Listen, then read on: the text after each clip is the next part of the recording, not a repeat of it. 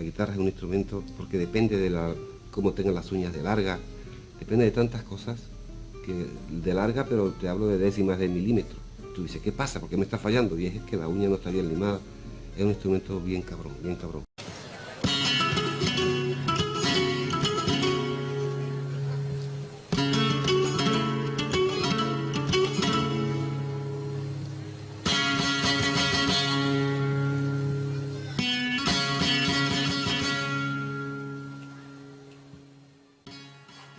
Bien, presentamos el trabajo fin de carrera para la titulación de Ingeniero de Materiales en la Universidad de Sevilla.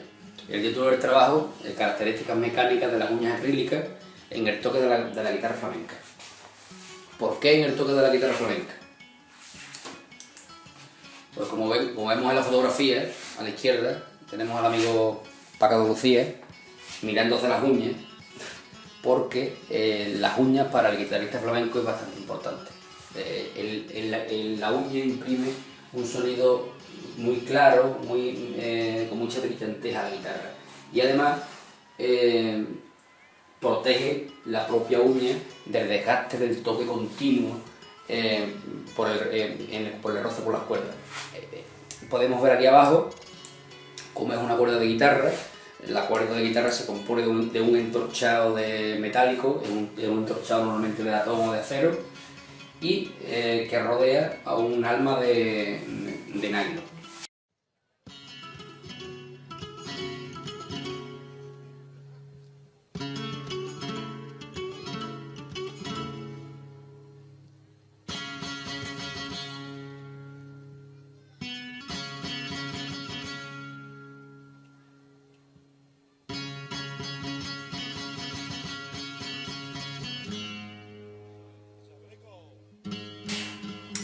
¿Qué aspecto tiene una uña acrílica? Bien, pues este aspecto tiene una uña acrílica. Podemos ver que la uña no es una uña, digamos, cuidada, bonita. Aquí lo que prima es la funcionalidad, no el aspecto. Bien, ¿de qué material está hecha la uña acrílica? Estamos hablando de un plástico que surge de la polimerización de estas dos moléculas, de una de las dos moléculas, o el metaquilato de metilo o el metaquilato de etilo a la derecha. Estas dos moléculas polimerizan para formar respectivamente polimetilmetaquilato o el metaquilato de metilo y el metaquilato de etilo, PMMA o PEMA. Bien, PMMA o PEMA. Vamos a ver, la producción industrial del PMMA, que es el primero que se industrializó, está en Estados Unidos y en Europa a partir de 1930. A partir de 1970 se empieza a utilizar este tipo de material para las uñas acrílicas, pero a partir del 78 empieza a haber una serie de inconvenientes para el PMMA. Estos inconvenientes son que el PMMA tiene una mala adhesión con la uña y necesita el uso de adhesivos e incluso generar una rugosidad superficial en la uña natural para favorecer la adhesión, y debido a esa extrema dureza, en el momento que había que retirarla de la uña, producía un destrozo importante en la uña natural. Entonces la FDA americana desaconsejó el uso del PMMA y aconsejó el uso del PEMA, que no tenía este tipo de problemas. Entonces, ¿cómo polimeriza el PEMA? La polimerización del PEMA se produce por adición, es decir, es una reacción en cadena que tiene las tres etapas básicas: iniciación, propagación y terminación. ¿Cómo se inicia? La reacción de polimerización se inicia por un iniciador, que en este caso es el peróxido de benzoilo, que se divide en dos radicales, que son los que inician la polimerización llamada en cadena, ¿no? La propagación se realiza, como podemos ver aquí, por un radical, se une al primer monómero, genera un defecto de electrón en la molécula que se va a unir al siguiente monómero, y así sucesivamente Lo podemos ver aquí un poco más extendido. La terminación se hace por combinación o por desproporción. La combinación simplemente es que se encuentran dos grandes moléculas y genera una sola cadena, y la desproporción es que la cadena se extingue porque se encuentra el electrón que le falta y se queda en equilibrio. Propiedades generales de este plástico. Pues estamos hablando de un polímero termostable y amorfo que posee buenas propiedades mecánicas, que tiene unas excelentes propiedades ópticas. El índice de refracción del PMMA y del PEMA es incluso menor que la del vidrio, que posee muy baja degradación a la intemperie, que esto es bastante importante y es un problema en todas las familias de los plásticos, y posee buena resistencia al rayado, que para nuestro uso pues, es bastante importante. Las aplicaciones cotidianas de este tipo de plástico pues son, por ejemplo, se utiliza en acuarios, se pueden hacer paredes de 30 centímetros de espesor, se utilizan en vídeos de aviación, precisamente por la menor densidad que tiene con respecto al vidrio normal, al vidrio de sílice. Se utiliza en paneles antirruido, por ejemplo en autopistas, y también por su biocompatibilidad pues, se puede utilizar como cemento óseo.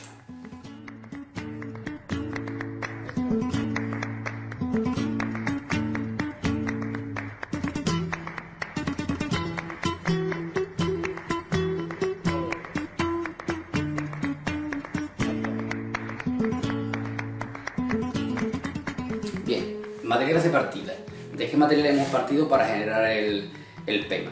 Bueno, pues hemos partido de materiales comerciales. Tenemos por un lado un polvo blanco y por otro lado un líquido que lo unimos para que polimerice. El polvo posee partículas minúsculas de PMMA, partículas también de PEMA, que sirven como agentes nucleantes para iniciar la reacción, y el propio peróxido de benzoilo, que es el iniciador de la reacción.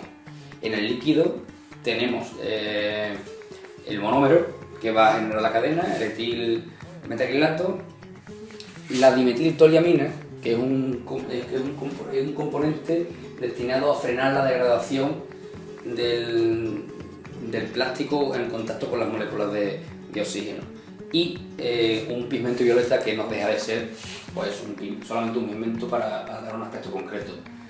El material que obtenemos en laboratorio, y digo laboratorio porque por lo tosco del material, pues es este, ¿vale? Es una pieza de PEMA.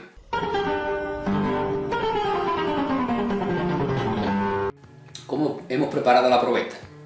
Pues la probeta, en principio, el pesado es lo más importante, puesto que dependiendo de la proporción líquido-polvo, vamos a tener un tipo de muestra u otra, ¿no? Hemos cogido las dos muestras, principalmente las dos muestras extremas, por abajo y por encima. Por abajo y por encima me refiero a, por ejemplo, 2 partes de líquido y 1 parte de polvo. Se produce al mezclarlo, un líquido bastante diluido, y menor proporción que esa ya se nos va por la cavidad del molde, es imposible contenerlo. Precisamente la 2-3 le pasa totalmente al contrario, es demasiado espesa, ¿vale? Y no podemos ni sacarla del recipiente de mezcla. Así que tenemos los dos límites, ¿no? Por arriba y por abajo.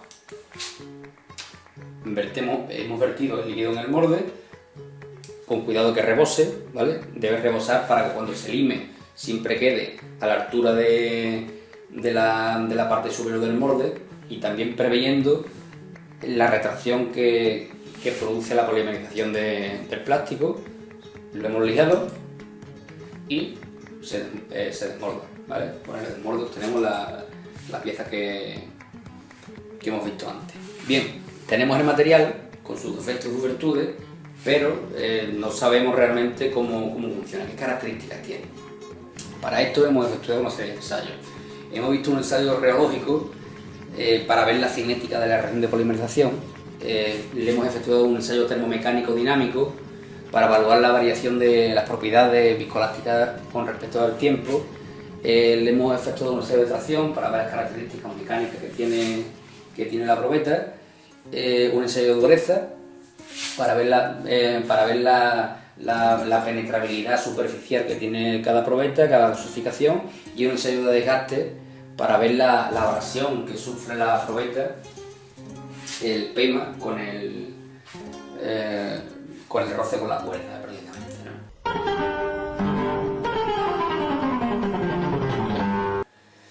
Bien, en el ensayo horológico lo que hemos sometido al material a una cizalla oscilatoria en un incremento de 0,01 al 1% en un barrido de formación y por un tiempo de 30 minutos. Colocamos aquí en esta superficie rugosa el material recién mezclado, todavía está en estado líquido, y bajamos esta plataforma, y cuando está en contacto con el líquido, ¿vale? Con la mezcla recién hecha, pues esta plataforma inferior lo que hace es hacer un efecto de cizalla, y conforme el material va solidificando, pues la superior va registrando la oposición del material a moverse, ¿ya? A medida que va solidificando. Los resultados de este ensayo, que son bastante interesantes, los podemos ver aquí representados. G' va a representar el carácter sólido del material, y G segunda va a representar el carácter líquido de la mezcla. Podemos ver que al principio del ensayo el carácter líquido es superior al carácter sólido, y a medida que va avanzando el tiempo el carácter sólido va quedando por encima y el carácter líquido por abajo, ¿vale? En un tiempo de unos 1200 segundos la muestra está prácticamente estable, por supuesto en estado sólido, ¿vale? Para la dosificación 2.3 pasa exactamente lo mismo, pero con la única peculiaridad que todo esto se produce bastante antes, a los 200 segundos. También se ha medido la temperatura que genera la muestra, precisamente por su carácter exotérmico. Ha llegado a unos 38 grados en ambos casos, independientemente de la dosificación de la muestra.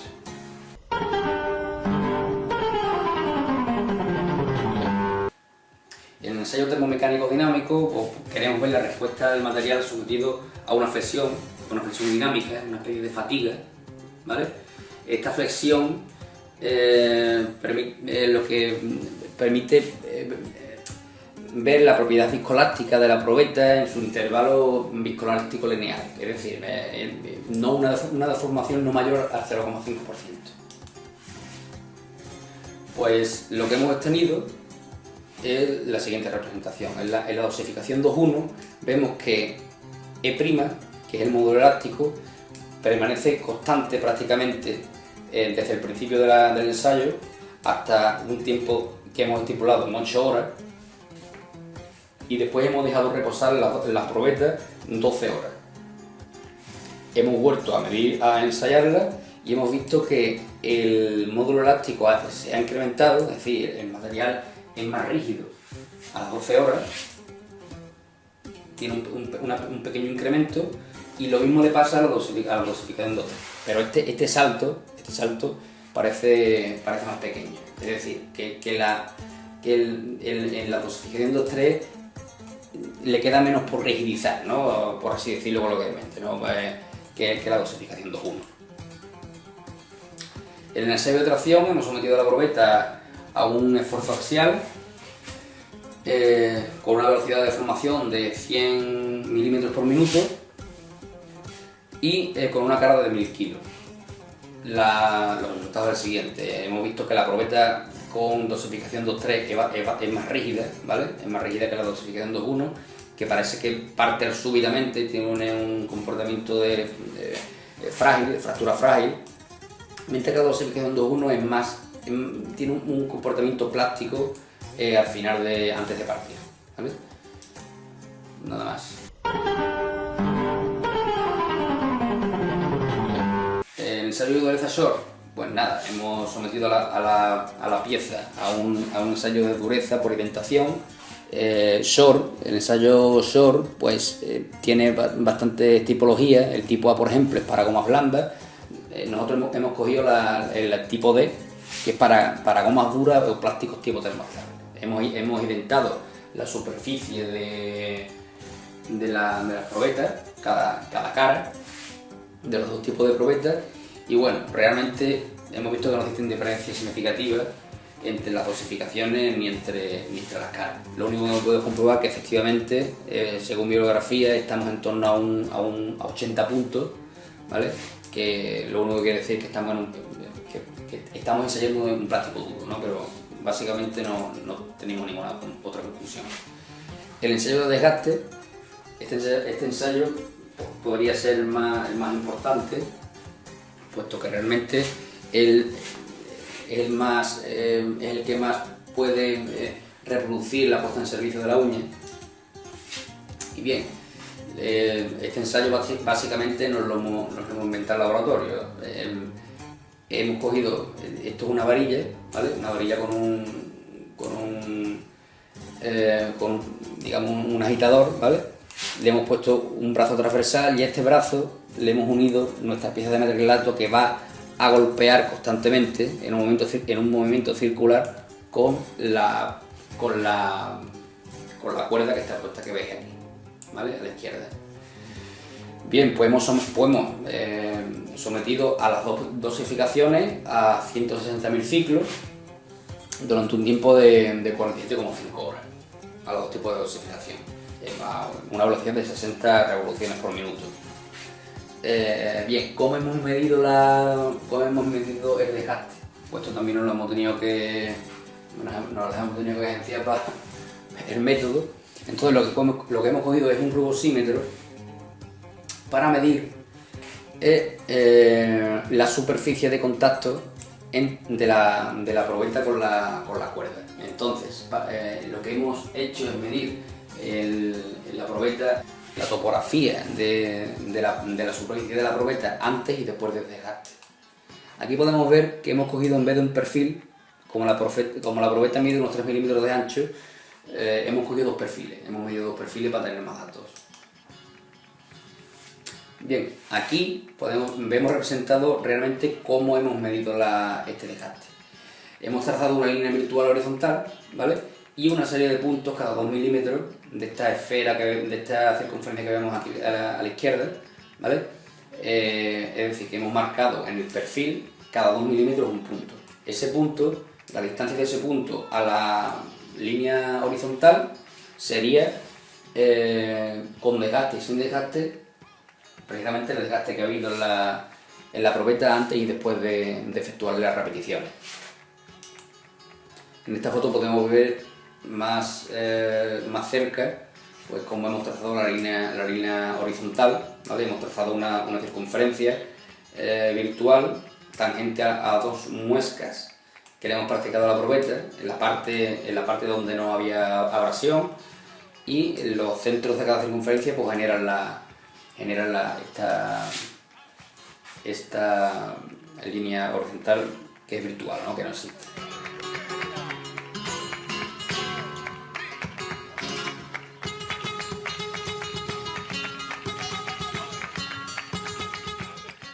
Bien, pues los resultados de este ensayo los podemos ver aquí. Aquí tenemos una serie de X, una serie de Z, es decir, para que lo entendamos, el punto 7, que está a 7 milímetros, antes del desgaste está de esa línea virtual a 0,349 y después del desgaste a 0,41, es decir, ha descendido, como se preveía.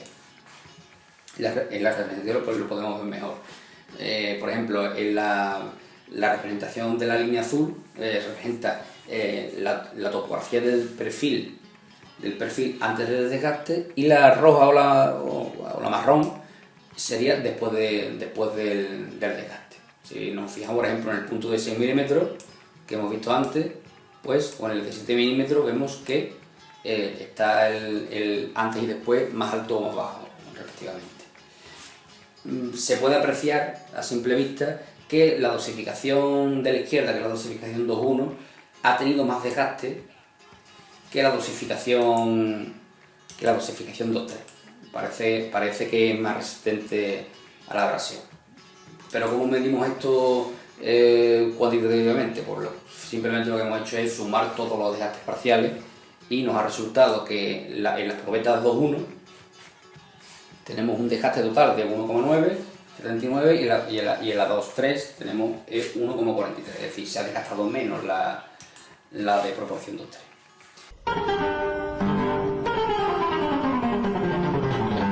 Bien, pues ya tenemos hecha una idea de cómo funciona de las características mecánicas, de cómo funciona la probeta y o sea, el material. Y ahora lo que queremos es estimar una tensión. ¿A qué tensión podría estar sometida la uña en el toque de la guitarra? Para este cálculo, para esta estimación, que no es un cálculo, es una estimación, hemos supuesto burdamente, por encima, lo siguiente. Vamos a suponer que la energía, la deformación producida en la cuerda, solamente es producida por la energía cinética que proviene de la uña, ¿vale? El golpe que se le da a la cuerda es lo único que hace que se mueva.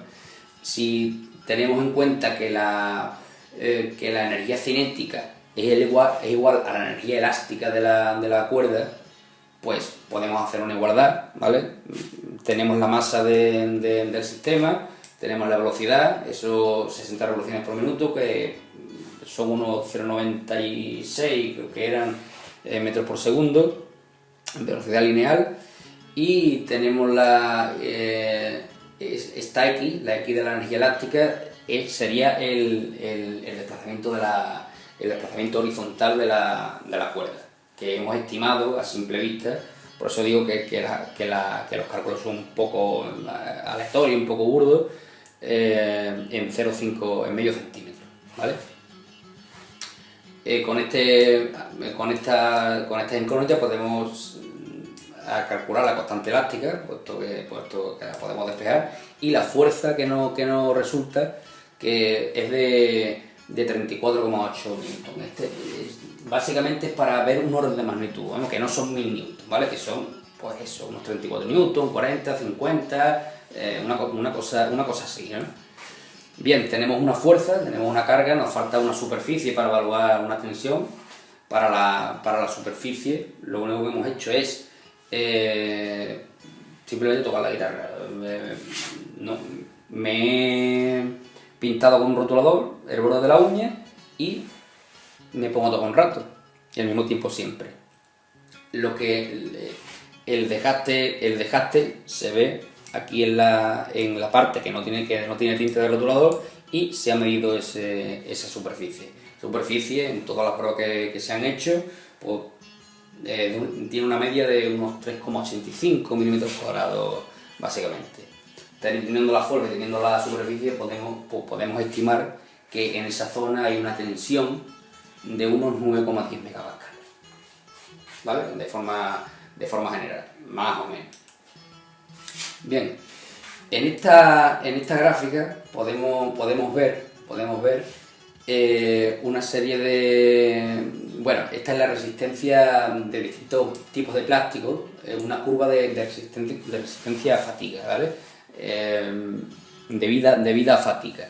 ¿Cómo se comporta cómo podemos leer esta gráfica? Bueno, bien, pues, por ejemplo, si aplicamos una amplitud de esfuerzo de 10 megapascales, ¿vale? En el momento que toque la curva, pues le corresponde para rotura un número de ciclos. En nuestro caso, que tenemos 9,10 megapascales básicamente, en este caso, como no toca la curva del polimetilmetacrilato, del polimetilmetacrilato de metilo, que para este caso es la gráfica, pues podríamos decir que el material posee una vida infinita a fatiga, es decir, que por fatiga no va a romper. Bien, pues con toda esta información podemos hacer las siguientes conclusiones. En primer lugar, una mayor proporción de polvo de iniciador va a favorecer la cinética de la reacción. Esta dosificación favorece una rápida puesta en servicio de la uña. Es decir, que para yo tocar la guitarra me conviene una dosificación superior en polvo, porque puedo empezar a tocar antes la guitarra. No tengo que esperar un tiempo, como hemos visto en la prueba de MTA, en el ensayo de MTA, para que la uña sea lo bastante rígida y ya no evolucione más, ¿sabes? En segundo lugar, una mayor proporción de polvo también origina una mejora de las características mecánicas de la uña, como hemos visto en el ensayo de tracción.